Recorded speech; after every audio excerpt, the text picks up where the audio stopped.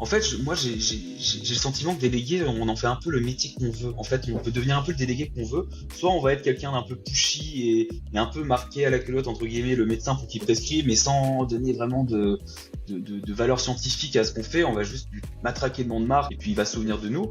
Soit on va en faire une discussion un peu scientifique avec le médecin, et là, c'est là où ça devient intéressant. Je sais que dans la labo où j'étais, donc c'est Servier, il y a vraiment cette volonté de montrer notre expertise scientifique. C'est hyper confortable d'être délégué. Tu as la voiture de fonction, tu as plein d'avantages, même les repas les midis sont payés, etc. Et c'est quand même très bien payé. Moi, pour un junior, franchement, j'étais super bien payé. J'étais trop content, tu vois. Moi, quand j'étais en VIE, le logement était intégralement pris en charge par le labo, donc finalement, l'argent que j'avais, c'était vraiment pour nourrir et pour profiter du pays et des Nordiques de manière générale. Puis après, j'en ai bien sûr profité pour voyager à travers la Suède, la Norvège, même je suis allé en Islande, la Laponie en Finlande, où j'ai vu des aurores boréales à foison. Enfin, c'était incroyable, c'était magique. Et le fait que ça soit que en anglais, mais tu progresses tellement vite, et surtout ils ont un anglais incroyable, enfin, c'était génial. Là-dessus, je me suis vu progresser, mais hyper rapidement. Franchement, tous ceux avec qui je bosse au global, ils sont top. Et paradoxalement, plus ils sont reconnus et plus ils sont humbles, ça c'est un truc de fou. Ce qui a fait qu'on a dû se séparer de deux délégués médicaux. Et c'était pas facile, parce que c'était des personnes que j'appréciais, et puis on a dû vraiment les remercier. Du coup, je suis resté, moi et une des déléguées médicales qui était restée. On a fonctionné en binôme, parce que là, c'est la seule qui restait, elle était un peu démotivée, etc. Et je me suis dit, là, il faut tout revoir. J'ai vraiment un peu tout refait en quelques mois, et je me suis dit, là, maintenant, je vais la motiver au taquet. Donc, tous les jours, elle m'appelait, et je la motivais franchement. Je dis, là, sans toi, la filiale, elle est cool, donc là, nous, on te fait confiance, genre, t'es hyper compétente, etc. Et on a performé en binôme comme ça. Bienvenue sur Parcours Santé Podcast. Vous êtes étudiant en pharmacie industrielle, en médecine, en biologie ou même en école de commerce et vous visez une carrière dans le secteur de la santé, ce podcast est fait pour vous. Je suis Mohamed Bahadjem et avec mon collègue Vincent Béjou, nous mettons à profit notre réseau pour vous offrir des conversations exclusives avec des leaders et des experts de l'industrie pharmaceutique. Chaque épisode est une opportunité d'explorer les coulisses de ce secteur, d'en apprendre plus sur les métiers qui vous passionnent et de vous inspirer pour votre propre parcours professionnel. Si vous êtes prêt à découvrir ce que l'avenir de la santé vous réserve, vous êtes un bon endroit. Je suis Vincent Béjou, étudiant en pharmacie, et aujourd'hui, nous avons la chance d'avoir un invité dont le parcours est animé par sa capacité à innover, son ambition sans faille et sa vision claire du secteur pharmaceutique. Diplômé de l'ESSEC, Pierre a su naviguer avec finesse dans le secteur pharmaceutique, que ce soit à travers ses responsabilités en tant que chef de produit et délégué médical chez Servier. Alors aujourd'hui, nous aurons l'occasion, à travers cet épisode, de discuter avec lui de ses choix de carrière, des défis qu'il a su relever et des stratégies qu'il a dû mettre et su mettre en place pour se démarquer dans un secteur aussi compétitif que l'industrie pharmaceutique. Alors de façon générale, si vous êtes curieux de découvrir les coulisses d'une carrière captivante dans l'industrie pharmaceutique, cet épisode est fait pour vous. Pierre, bienvenue sur Parcours Santé Podcast. Est-ce que tu vas bien ?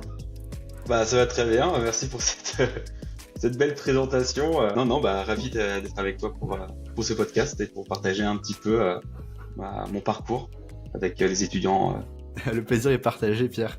Alors, de ton côté, est-ce que tu pourrais nous présenter un peu le parcours scolaire de Pierre, nous dire quel type d'élève tu étais et comment tu es arrivé aujourd'hui à ce poste ? Ouais, alors moi, si on part du lycée, j'étais un élève plutôt moyen. Je m'en sortais bien, j'avais la moyenne, donc il n'y avait pas de souci là-dessus. Après, quand il est venu le choix d'après le bac, je me suis dit allez, on va faire la fac de médecine parce que bon, il n'y a pas besoin d'un bon dossier, donc c'est facile d'y entrer, en tout cas de faire la PACES. Et je me suis dit que je voulais être médecin. Alors vraiment juste parce que je me suis dit médecin, il y a un bon statut, on réussit sa vie quand on est médecin, donc voilà. Je pense pas que c'était les bonnes raisons. Enfin, je sais que c'était pas pour les bonnes raisons. Et médecine, je l'ai pas eu. Je l'ai loupé à 10 places. Ma deuxième P1, je l'ai loupé à 10 places. Et j'avais coché pharma. Donc je suis allé en pharma. J'étais dégoûté. J'étais vraiment dégoûté d'aller en pharma. Parce que pour moi, je me voyais pas faire de l'officine. Et dans ma tête, pharma, c'était vraiment que de l'officine. Je voyais pas autre chose. Et ensuite, au bout de... mon parcours au début était un peu chaotique parce que j'ai redoublé ma P2, pardon. Ma P1, ma P2. Donc vraiment un diesel, quoi. Et pendant ma deuxième P2, j'ai assisté à une conférence qui avait été organisée par la LEPI sur une chef de produit de GSK qui nous présentait son parcours. Et je suis tombé, vraiment, j'ai eu un coup de cœur pour cette profession, ce milieu. Comme je te disais avant, le fait que les journées ne se ressemblent pas, enfin, je me souviens très bien, elle nous montrait son planning et vraiment, il n'y avait pas du tout de routine. Et le côté très challengeant m'a aussi énormément parlé. Et depuis ce jour, en fait, je me suis mis comme objectif de vouloir faire du marketing. Donc, je suis renseigné à savoir comment accéder à ce type de poste. On m'a dit, voilà, il faut faire une école de commerce, donc il faut viser la meilleure. Donc, à l'époque, la meilleure, ouais, c'était HEC et les SEC, le SCP aussi, mais on avait plus insisté sur les SEC. Donc voilà, j'ai tout donné pour atteindre mes objectifs. Et je pense que c'est un point assez important, c'est que du moment où on a un objectif clair, dire la PACES, mon objectif c'était d'être médecin, mais c'était pas un objectif très fondé. Là, c'était vraiment mon objectif qui j'avais dans les tripes, si tu veux. Et à un moment donné où j'ai eu cet objectif, vraiment tous mes partiels de pharma, je les ai passés sans problème et toutes les étapes sont passées plutôt sans problème parce que j'avais envie de devenir chef de produit, voire plus par la suite. Donc voilà mon parcours. Oui, t'as eu ton moment d'inspiration. Je vais être honnête avec toi Ouais, et avec c'est nos ça. auditeurs. J'ai aussi redoublé ma P1 et ma P2. Ah bah Parce- incroyable, voilà, c'est Ah les oui, meilleurs qui font ça. C'est le parcours classique. que de points communs, Pierre, que de points communs. Et comme toi, j'avais pas vraiment, j'avais que l'officine en mire et ça m'intéressait pas à 100% de par mes stages que j'ai pu faire, tu vois. Et je me voyais pas en officine, même si l'officine, bah ça me paraît plutôt pas mal. Enfin, quand t'es titulaire aussi, ça me paraît être un Évidemment, bon non, non, job. clairement. Mais je me voyais, enfin, j'ai eu une petite illumination aussi de par des rencontres. Et bah, je t'ai rencontré toi aussi en P2 et P3 lors Ouais. d'un café discussion de la faculté. Et avec les amis, on s'est dit, faut qu'on parte en industrie. On n'a pas le choix là, c'est Bah, notre voie. tu vois, ça me touche beaucoup ce que tu dis parce que finalement, on a eu le même process. Et moi, personnellement, de me dire, alors à ma petite échelle, je sais pas à quel point j'ai eu un impact dans ton choix, mais me dire que finalement, ce que j'ai vécu et l'impact qu'a eu cette personne, cette chef de produit de GSK, sur mon parcours et que moi, aujourd'hui, j'ai pu rendre un peu ce qu'on m'a donné à l'époque, bah, ça me touche énormément et je trouve ça top, et ça montre l'importance de la LEPI, de rencontrer, de faire venir des intervenants ou de ce type de podcast, tout simplement. Donc c'est vraiment top. Merci Pierre. Alors, je t'ai rencontré lors de ton VIE, enfin en distanciel. Est-ce que tu pourrais nous parler un peu des avantages de faire un VIE post-doctorat, du coup, c'est bien ça, en post-thèse? Alors, écoute, pas tout à fait. J'ai d'abord, en fait, après mon VIE, je suis passé délégué médical. Si tu veux, je peux te refaire un petit peu l'historique de mon parcours. Donc, j'ai fait l'ESSEC c'était en quelle année? En 2019 ou 2018? Non, ouais, entre 2018 et 2019, quoi. Et, euh, et après, et pour valider son master à l'ESSEC, il faut faire un stage. J'avais déjà fait un stage chez Servier avant, chez Servier France. Et je m'y suis très bien plu, donc j'ai décidé de rester chez Servier France pour mon deuxième stage, le stage de mon master, mais cette fois en oncologie. Et ensuite, au bout de ce stage, si tu veux, on m'a proposé un poste de délégué. J'avais en tête de faire un VIE, mais pour des raisons personnelles, voilà, je venais de me mettre en couple avec quelqu'un et je voulais rester en France. Pour moi, il était pas encore temps pour moi de partir à l'étranger. Donc, je me suis dit, ça peut être pas mal d'être délégué, surtout que en marketing, on dit toujours qu'il faut faire un passage terrain, donc un passage vraiment en vente, donc en tant que délégué médical. En plus, il me proposait un poste à Dijon qui est pas très loin de Nancy, enfin, il y a 2 heures de route. Moi, ça m'allait bien. Donc, j'ai fait ça pendant 2 ans. Et c'était top, hein. Franchement, délégué, bon, il n'y a pas une reconnaissance de dingue auprès des médecins, mais bon, tu vois que ce que tu fais a un impact sur la performance. Ça développe beaucoup ce qu'on appelle les soft skills. Donc, vraiment, tes capacités de négociation, de sympathie, d'empathie, voilà, on va dire, ça les affine. Et franchement, moi, les médecins que j'ai rencontrés en étant délégué étaient vraiment top, hein, en Bourgogne, c'était vraiment super. Juste pour recadrer le boulot de délégué pour ceux qui savent pas, grosso modo, si je grossis le trait, on est commerciaux mais avec des médicaments. Voilà, c'est vraiment, c'est un peu ça le boulot, on va dire. Après, nos arguments promotionnels, ça va être surtout des données scientifiques. C'est là où on a une vraie valeur ajoutée en étant pharmacien, parce qu'on a une légitimité aux yeux des médecins. Moi, on va dire qu'aujourd'hui, il y a deux types de délégués. Il y a les délégués classiques, c'est des personnes qui ont fait une licence, donc ils ont fait 3 ans d'école de délégué médical. Et il y a les pharmaciens, donc le diplôme de pharmacien offre une équivalence pour devenir délégué médical. Et moi, quand je venais voir les médecins pour la première fois, je leur disais, bon ben voilà, je m'appelle Pierre Stein, je suis pharmacien. Là, vous êtes pharmacien, d'accord, ok. Et tout de suite, la discussion scientifique se crée et c'est intéressant. C'est vraiment intéressant. Et Donc ton, voilà, pour remettre un peu en perspective. et ton côté, alors, tu nous parlais du fait que tu as été délégué pharmaceutique. Est-ce que tu penses que ton expérience donc avec la pharma t'a permis d'avoir peut-être une plus-value par rapport à tes autres collègues? Et comment ça se passe pour avoir un salaire en tant que délégué? T'as un fixe et une marge, enfin, Ah ouais, pardon, ouais, un oui, fixe et une c'est vrai que variable. c'est bien de parler de ça, ouais, effectivement. Alors, moi, je pense que, en fait, moi, j'ai le sentiment que délégué, on en fait un peu le métier qu'on veut. En fait, on peut devenir un peu le délégué qu'on veut. Soit on va être quelqu'un d'un peu pushy et un peu marqué à la culotte, entre guillemets, le médecin pour qu'il prescrive, mais sans donner vraiment de valeur scientifique à ce qu'on fait. On va juste lui matraquer le nom de marque et puis il va se souvenir de nous. Soit on va en faire une discussion un peu scientifique avec le médecin, et là, je trouve que c'est là où ça devient intéressant.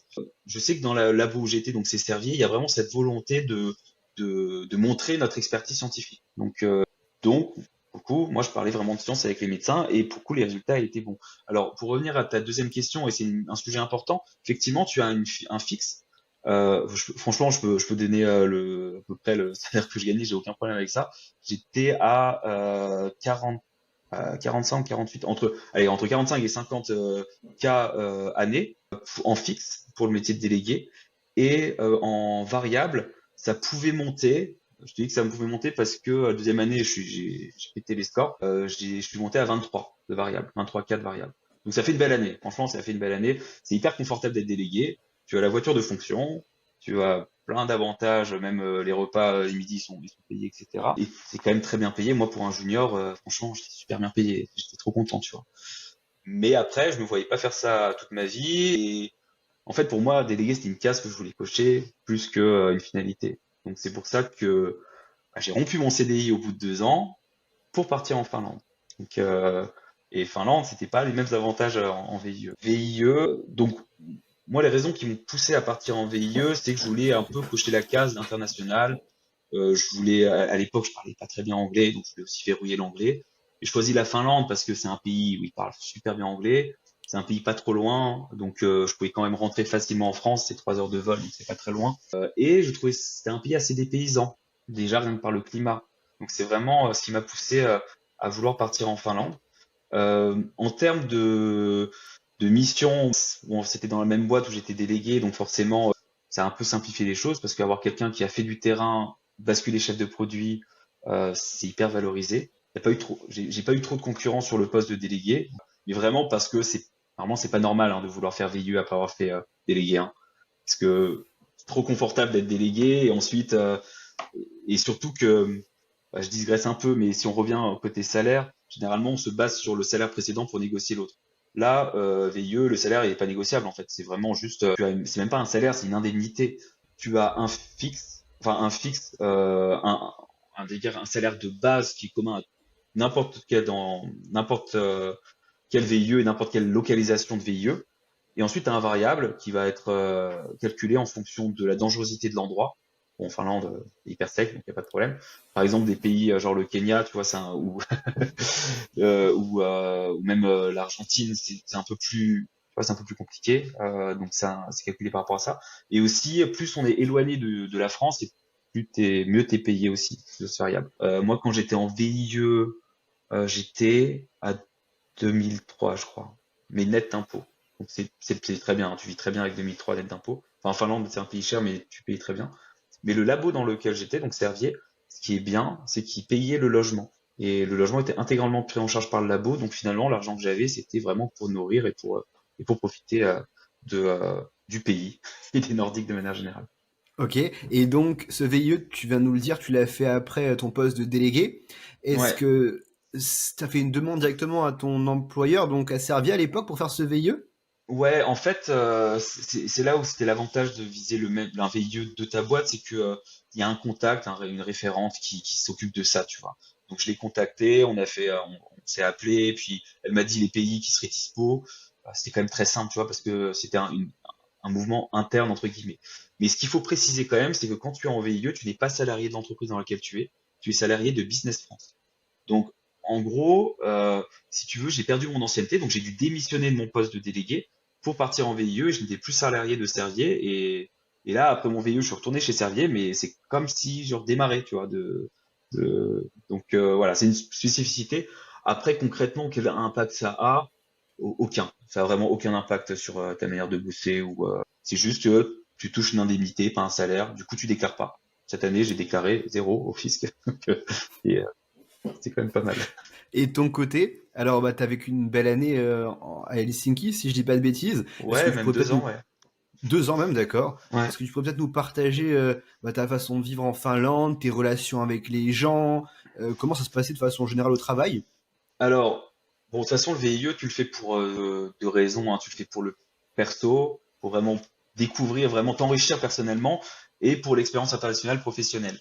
Et vraiment, bon, pour moi, le contrat était rempli sur les 2 points, même si au début, c'était compliqué. Franchement, la Finlande, je suis arrivé en octobre, il pleuvait tous les jours. C'est vraiment la pire période octobre en Finlande. Et il faisait nuit. Et t'es là, tu sais, tu te retrouves tout seul. Tu te dis, qu'est-ce que je suis. Enfin, j'avais une belle vie à Dijon. Franchement, j'avais un bel appart, tout allait bien et tout, et je suis allé m'exporter dans, bah, sous la pluie, quoi. Et ensuite, en fait, tu commences à te rapprocher des autres VIE français du pays. Et là, t'as ton petit groupe, tu vois, enfin, ça faisait un peu communauté française. C'est bizarre parce qu'on n'a pas trop l'habitude de ça. Mais ensuite, ça aide beaucoup quand même d'avoir cette petite communauté, on va dire, pour ensuite sortir, rencontrer des Finlandais, etc. Il faut savoir que les Nordiques, alors je dis pas qu'ils sont froids, parce que non, ils sont hyper, je les trouve plutôt chaleureux et faut un peu briser la glace, mais je les trouve très chaleureux et très sympas. En revanche, bon, c'est très compliqué de rentrer dans leur cercle amical. En fait, eux, ils ont leur cercle amical depuis le lycée et ils sont très fidèles à leurs amis, je pense. Et du coup, pour vraiment toi faire ta place, c'est très compliqué, surtout si t'es expat. Non, c'est un peu trop compliqué. Mais bon, écoute, Helsinki, c'est une ville qui bouge bien, où les gens sont hyper positifs, où le climat change de saison en saison, donc l'été est incroyable. Donc pour le coup, puis après j'en ai bien sûr profité pour voyager à travers la Suède, la Norvège, même je suis allé en Islande, la Laponie en Finlande, où j'ai vu des aurores boréales à foison. Enfin, c'était incroyable, c'était magique. Donc d'un point de vue personnel, le contrat a été rempli. Après, d'un point de vue professionnel, c'était top aussi parce qu'en fait, la Finlande, c'était une toute petite filiale. Donc, si tu veux, dans le bureau, on était, si je compte la force de vente, donc les délégués médicaux, on était 5. Donc, c'est vraiment tout petit. Ce qui fait que c'est une autre manière de travailler où tu vois, en tant que chef de produit, c'est souvent difficile d'avoir des infos de la force de vente, donc des délégués médicaux, d'avoir des retours des médecins sur ta campagne. Là, c'était hyper facile. Ils étaient 3 sur le terrain, donc forcément, ça permet de bien optimiser tes messages promotionnels, tes éléments promo et capturer le besoin de ta force de vente. Donc pour ça, c'était cool. Et le fait que ça soit que en anglais, mais tu progresses tellement vite. Et surtout, ils ont un anglais incroyable. Enfin, c'était génial. Là-dessus, je me suis vu progresser, mais hyper rapidement. Et franchement, je vais pas dire que je revenais de loin. Je parlais anglais, je pense, à peu près comme tout le monde. Mais là, aujourd'hui, bah, j'ai un bon anglais, tu vois. Donc pour ça, je trouve que c'est. Alors, faut jamais dire à l'entretien que tu fais un VIE pour l'anglais, mais dans les faits, c'est ce que ça t'apporte plus. Genre maintenant, même quand je pars en voyage, genre j'étais à Berlin il y a quelques semaines, bah, je me suis fait plein de connaissances parce qu'il y avait plus de barrière de la langue, tu vois. Maintenant, c'est vraiment top. Et de ton côté, est-ce que tu penses, tu parlais de l'anglais, t'évoquais l'anglais. J'ai des amis qui ont un anglais assez mid aussi et qui travaillent actuellement en industrie. Je Ouais. tairai leur nom. Est-ce que tu peux nous dire si l'anglais pour toi c'est vraiment important? Est-ce que c'est un fondamental pour avoir une place en industrie ou est-ce qu'on peut faire sans Non, en tant que chef de produit? alors, ça dépend ce que tu veux faire en fait. Marketing, je pense pas que ça soit un fondamental. Il faut savoir un peu parler, tu vois. Genre, je prends l'exemple bah, de personnes dans ma boîte qui évoluent en filiale France. Aujourd'hui, moi, on pourra en parler après. Moi, aujourd'hui, je suis au global et parfois on leur demande de présenter un projet clé devant d'autres personnes et c'est en anglais. Bon, ils le préparent, tu vois. Ils le préparent, ça se voit qu'ils ont vraiment pris un peu par cœur leur speech et ça passe sans problème, tu vois. Donc, ils sont pas bilingues, mais ils se débrouillent bien. Donc, donc si tu évolues en filiale déjà, en filiale France, t'as pas besoin vraiment d'être bilingue. Ça, c'est un premier point. Après, si par exemple tu évolues en affaires médicales, les affaires médicales, en fait, t'es beaucoup le nez dans les publications, donc souvent c'est en anglais. Tu peux aussi échanger avec des experts internationaux, forcément en anglais aussi. T'assistes à des congrès européens, américains, il faut parler anglais, quoi. Donc là, médical, moi je pense que c'est quand même assez important de parler anglais. Marketing moins, et après si on parle d'autres, je pense qu'en production, par exemple, c'est pas indispensable. En contrôle qualité, je pense que c'est pas indispensable. Tu vois, il y a quand même plein de voies où l'anglais n'est pas indispensable. Et le marketing, faut savoir se débrouiller. Chers auditeurs, si vous appréciez ce podcast et ce moment passé avec Pierre, n'oubliez surtout pas donc de nous laisser 5 étoiles sur Apple Podcast et Spotify. Non seulement. Alors Pierre, tu nous as parlé donc de ton VIE. Est-ce que tu pourrais également peut-être nous partager ton retour en France, comment tu as perçu la chose et pourquoi ne peut-être pas continuer en Finlande plus tard ou dans un autre pays, je ne sais pas, à l'international? Ouais, la question est bonne, hein, parce qu'il y a beaucoup de VIE effectivement qui veulent rester sur place. Moi, j'ai jamais eu l'ambition de vouloir rester à l'international. Je voulais retourner en France, voilà, parce que déjà j'adore Paris. Enfin, franchement, je trouve que c'est une ville super. Donc déjà ça c'était un premier point. Mon retour en France, bah franchement, on va dire 5 mois avant la fin de mon VIE, je me suis mis à chercher des nouveaux postes. J'avais à la base, je ne voulais pas rester dans la même boîte. Donc j'ai commencé à chercher ailleurs et je voulais un poste un peu mieux, senior product manager. Donc je voulais faire un petit gap en fait entre mon poste que j'avais en VIE et un grand gap d'ailleurs, hein. Et du coup, j'ai commencé à postuler à plein de postes de senior product manager. Franchement, il y en a certains, je les ai eu à deux doigts, ça me hante encore.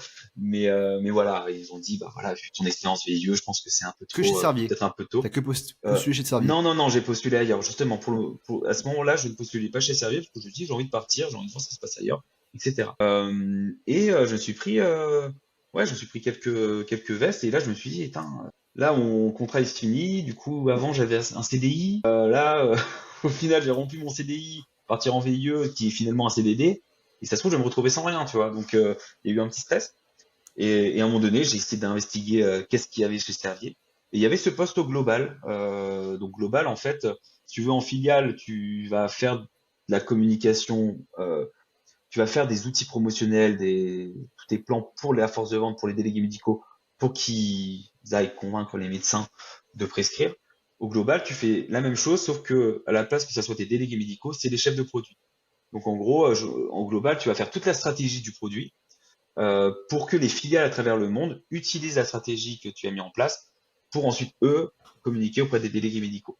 Donc on va dire, c'est une strat en plus, mais je dirais pas que c'est mieux ou moins bien, c'est différent. Mais moi, je voulais voir quelque chose de différent, donc c'est pour ça qu'on m'a proposé un poste global en oncologie et sur un produit qui est une thérapie ciblée et en lancement. Et ça, dans un CV, un lancement, c'est top. Donc, je dis, bah là, on coche 3 cases, donc vas-y, encore faire un petit bout de chemin chez Servier, ça me dit bien. Donc voilà comment s'est fait mon retour de mon VIE. Et quand tu dis que tu es au global, tu l'as évoqué assez rapidement, mais est-ce que pour toi, tu serais N+1 par rapport à un chef de produit ou pas? Non, pas du tout. Pas du tout. C'est juste différent. Non, non, c'est vraiment des rôles différents. En fait, on est vraiment à disposition des chefs de produits des filiales pour leur fournir toutes les clés pour que eux puissent vraiment générer de la performance. Et ça, on pourra aussi en parler après. Mais moi, ce qui me manque un peu au global, c'est ce côté performance. Parce que si tu veux, quand j'étais délégué et quand j'étais chef de produit en Finlande, on avait les ventes qui tombaient tous les mois et j'étais stressé, tu vois. Genre, j'étais stressé comme j'avais des résultats de partiels. Vraiment, j'étais dans un état en mode et quand c'était bon, mais j'étais hyper content, tu vois. Quand j'étais pas bon, j'étais un peu moins content. Ça, c'est une autre histoire. Et ça arrivait moins souvent. Mais du coup, global, là, quand je vois les ventes, je me dis pas que c'est moi, tu vois. Je me dis, putain, ils ont bien géré. Je suis content pour eux. C'est pas moi. Donc c'est ce qui me manque au global, même si le côté stratégique est hyper intéressant, mais je pense que le global, ça va à des personnes, ça va peut-être un peu moins à d'autres. Si je dis tout ça, c'est aussi parce que, mais ça, je crois que je te l'avais pas dit avant, mais je suis en train de partir de chez Servier. Enfin, je peux le dire parce que tout le monde est au courant dans mon équipe. Et parce que j'ai été démarché il y a quelques mois par un autre labo. Bon, vu que le contrat n'a pas encore été signé, je vais pas dire le nom du labo, mais c'est pour un beau poste de chef de produit senior, du coup, en oncologie et en filiale. Donc, retour en filiale, là, je commence le 25 novembre, donc dans un peu plus d'un mois. C'est plaisant, félicitations Pierre. Bah, merci. Et de ton côté, enfin, j'ai vraiment cette impression que tu as besoin d'être stimulé. C'est peut-être pour ça que t'es plus apte à Ouais, être chef de produit que peut-être au global. ouais, ouais, ce besoin d'être stimulé, ouais, il a toujours été assez présent. J'aime beaucoup les challenges et j'aime beaucoup faire des choses où je vois un impact tout de suite. Je trouve qu'au global, on va mettre des choses en place qui vont avoir un impact peut-être dans un an, tu vois, ou un peu plus. Après, global, tu te sens utile parce que vraiment, tu es à disposition des filiales et ils sont très reconnaissants. Et côté stratégique, c'est très stimulant. Mais moi, je sais pas, en chef de produit, je m'imagine, tu vois, sur une scène avec toute la force de vente devant moi, en train de les convaincre que ma campagne, c'est celle qu'il faut utiliser, tu vois, aller les chercher, les motiver.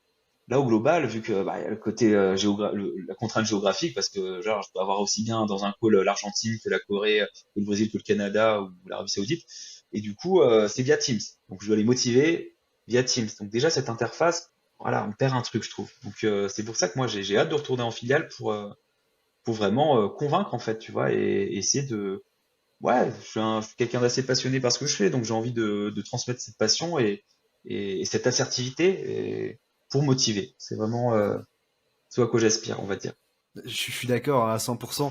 C'est compliqué par la vidéo de faire passer le même message que tu passerais en vrai. Même les sentiments que t'émanes et que tu essaies de faire ressentir à ton Mm, interlocuteur, j'ai l'impression qu'ils sont pas pareils. Mais oui, je te suis bien complètement. là-dessus. Complètement. Et Alors, aussi la langue, hein, parce que ah, je te parle l'anglais. de Teams, mais au global, c'est full anglais du coup. Et forcément, j'ai pas les mêmes armes hein, en anglais qu'en français, même si anglais, c'est bon. Enfin, je sais que je le parle plutôt bien, mais je suis plus limité qu'en français. Et parfois, c'est hyper frustrant. Alors, que ce soit au global ou en tant que chef de produit, donc au market aussi, est-ce que tu penses que c'est des postes qui ont de l'avenir dans la pharma? Je discute beaucoup avec des étudiants en cinquième, sixième année, donc des jeunes, et on se pose cette question, on se demande, est-ce que le marketing, est-ce qu'il y aura encore des postes dans 5, 10 ans? T'en penses quoi, toi? Moi, je pense que de toute façon, le métier va évoluer, ça c'est certain. Je pense que oui, parce que en fait, si le marketing un jour disparaît, ça sera le médical qui prendra le relais sur la communication sur le produit, tu vois. Sauf que le médical, ils sont moins pushy, il y a plein de choses qu'ils peuvent pas faire, et le marketing, il y a plein de choses qu'ils peuvent pas faire aussi. Donc pour moi, en fait, grâce au médical, le marketing survivra parce qu'on a trouvé une autre manière de communiquer, et marketing et médical doivent travailler main dans la main. Et moi, ma conviction, ça reste une conviction, c'est que si on veut générer de la performance, il faut générer des prescriptions. Et encore une fois, quand je dis prescription, je parle pas que de chiffres, hein, parce que c'est des patients derrière qui ont un besoin d'avoir ces produits, surtout en oncologie. Et ben pour moi, ça passe par la force de vente, par les délégués médicaux. C'est bête, hein, mais vraiment quelqu'un qui va venir, qui va poser un rendez-vous, qui va t'expliquer en long, large et en travers le produit, sera beaucoup plus impactant que si le médecin il reçoit un mail, bon bah tel produit est maintenant dispo sur le marché, vous pouvez le prescrire. Non, tu vois, ça marche pas. Donc tant pour moi, il y aura de toute façon un besoin d'aller chercher le médecin, de lui parler du produit, de lui expliquer les effets indésirables, de lui expliquer toutes les données d'efficacité, parce que parfois il y a besoin de compléments d'information, pourquoi est-ce que c'est facile à utiliser. Tu vois, ce type d'information, ouais, il faut aller voir le médecin, il va pas. Il y en a certains qui peuvent aller voir les trucs tout seuls, mais moi je suis convaincu que c'est un métier, marketing, ça reste un métier d'avenir. Hein. Il n'y a pas de, moi, je suis pas inquiet là-dessus. Si le médical prend un peu, parce qu'aujourd'hui, dans certains labos, le médical prend beaucoup de place et il y a beaucoup de mouvance marketing médical et ça reste aussi une opportunité, tu vois, genre, de te dire, bon, bah, aujourd'hui, je suis en marketing, mais je sais que si je veux basculer dans les affaires médicales, c'est possible aussi. Il y a plein de ponts. Donc voilà. Je sais pas si ça répond à ta question, mais Si, pour moi, c'était très bien, ok. c'était précis. Et de ton côté, alors, tu as fait une grande partie pour l'instant de ta carrière chez Servier. Est-ce que Ouais. tu aurais peut-être la possibilité de nous partager des tranches, tu sais, des salaires en tant que chef de produit, s'il y a un Ouais, fixe, des variables, mais également dans le global? Comme ça, on peut un peu ok. comparer. Alors, chef de produit filiale, je vais pas dire de bêtises, mais pour moi, on est entre 50 et 55 années quand on est CDI. Et global, alors global, moi ouais, je gagnais plutôt bien, mais j'avais bien négocié mon salaire aussi. Mais on va dire que la fourchette haute, fourchette très haute, hein, c'est autour de 70K, et la fourchette plus basse, on doit être autour de 50. Donc tu vois, entre 55 et 70, tu vois. Mais Et ça là, dépend tu me aussi de parles de ton fixe. expérience. Je Il te y a un parle de variable fixe, ouais. aussi, des variables? Et le variable, il y a un petit variable, généralement, c'est autour de 10% de ton salaire. Le variable est beaucoup moindre. Oui, c'est bien. Bon, franchement, c'est top. Mais c'est beaucoup moindre quand t'es, euh, quand t'es chef de produit que quand t'es délégué. Parce que délégué, il faut vraiment les motiver. Enfin, non pas qu'ils sont pas motivés, mais il y a un vrai retour sur investissement à avoir un délégué motivé pour aller chercher ses primes. Parce qu'il est vraiment au cœur de la performance. Donc, c'est pour ça que, délégué, le variable, il peut être autour de 15-20%, tu vois. Donc, moi, je le comprends. Donc, Oui, donc quand tu es chef de produit, tu as vraiment cette science du management qui est vraiment poussée et ouais, faut vraiment être investi dans son équipe. Donc. ouais, complètement, complètement. Il faut aussi être multitask. Faut avoir un bon, bah, être bien au niveau relationnel parce que tu travailles avec beaucoup de personnes différentes. À titre personnel, au global, je travaille beaucoup avec des experts internationaux. Donc, il y a aussi un savoir-être à avoir. Tu vois, tu t'adresses pas avec un expert international comme tu t'adresses à ton collègue ou tu vois, ou même avec une agence. C'est vraiment. Et je pense que là, le fait d'avoir fait du terrain, d'avoir discuté avec des médecins dans ta pratique, ça te permet aussi d'avoir une approche, la bonne approche en tout cas. Voilà, j'estime que c'est important d'avoir une bonne approche. Parce que les médecins, bon, il y en a, ils sont, enfin, non, franchement, tous ceux avec qui je bosse au global, ils sont top. Et paradoxalement, plus ils sont reconnus et plus ils sont humbles. Ça, c'est un truc de fou. Beaucoup de sympathie. Ouais, côté organisation, management de projet, c'est clé. Et relationnel, c'est clé aussi. Ouais. Et esprit curieux, faut pas hésiter à poser beaucoup de questions aussi. Et parce que si on voit que tu es curieux, on va te donner des tâches supplémentaires et tu vas acquérir de nouvelles compétences. Parce que vraiment, marketing, c'est un peu un carrefour entre plein de compétences, je trouve. Et de ton côté, est-ce que tu pourrais également nous parler peut-être d'une expérience qui t'a marqué, peut-être que ce soit un voyage, dans la vie de tous les jours, qui a changé le Pierre d'avant, j'ai envie de te dire. Une expérience qui t'a un peu, qui t'a permis de sortir du lot, et une expérience où t'as pu peut-être tirer une leçon, tu vois. Je pense que c'était en VIE, effectivement. Ouais, en VIE, ouais, c'est une expérience mais qui est un peu triste. En gros, on a eu une grosse réduction de budget à un moment donné, ce qui a fait qu'on a dû se séparer de deux délégués médicaux. C'était pas évidemment pas ma décision, hein, j'étais pas assez haut pour prendre ce genre de décision, et ouais, ça avait été moi qui serais resté. Et c'était pas facile, si tu veux, parce que c'était des personnes que j'appréciais, et puis on a dû vraiment les remercier. Et du coup, je suis resté, moi et une des déléguées médicales qui était restée. On a fonctionné en binôme. Et si tu veux, là, je me suis dit, il faut, parce que là, c'est la seule qui est restée, elle était un peu démotivée, etc. Et je me suis dit, là, il faut tout revoir. Il faut tout revoir, il faut qu'elle se remotive. Donc, j'ai repris la lettre de visite actuelle, donc la campagne actuelle. J'ai simplifié les messages pour qu'ils soient beaucoup plus sharp, beaucoup plus simple à délivrer pour faire des visites plus courtes. J'ai vraiment un peu tout refait en quelques mois.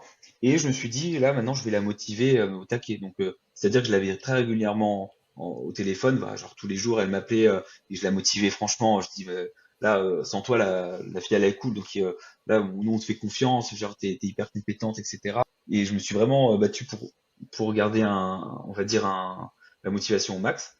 Et on a performé en binôme comme ça, c'est-à-dire qu'on est passé, on avait une décroissance de 3%, on était à moins 3% de croissance, et là on a réussi à atteindre les 10% de croissance, vraiment que tous les deux. Et à la fin, ce qui était hyper gratifiant, c'est que alors même qu'elle avait quelqu'un qui l'a managé, je n'étais pas son manager direct, elle m'a dit que pour elle c'était moi qui l'avais managé et qui l'avait tenu motivé tout le long, tu vois. Donc ça c'était hyper gratifiant. Et ce qui est sympa, c'est que du coup, pour le nouveau poste là que je vais avoir, j'avais besoin de personnes pour me recommander. Et vu que j'étais en process, alors que j'étais en poste, je pouvais pas demander à mes managers actuels de me recommander, tu vois, c'était trop délicat parce que j'avais rien annoncé. Et je lui ai demandé du coup de me faire une reco. Elle m'a fait une reco mais incroyable. Et du coup, elle a participé aussi au fait que j'ai réussi à avoir ce beau poste que je vais commencer le mois prochain. Donc voilà, pour moi, c'est un truc qui m'a vraiment changé et qui m'a donné envie de continuer à manager, de motiver, d'être assertif. Pierre, je te remercie pour cet échange. Pour ceux qui souhaitent approfondir et découvrir d'autres facettes de l'industrie, n'oubliez pas de partager cet épisode, de vous abonner. Tous les liens pour explorer le parcours et les projets de Pierre seront disponibles dans la description de cette vidéo.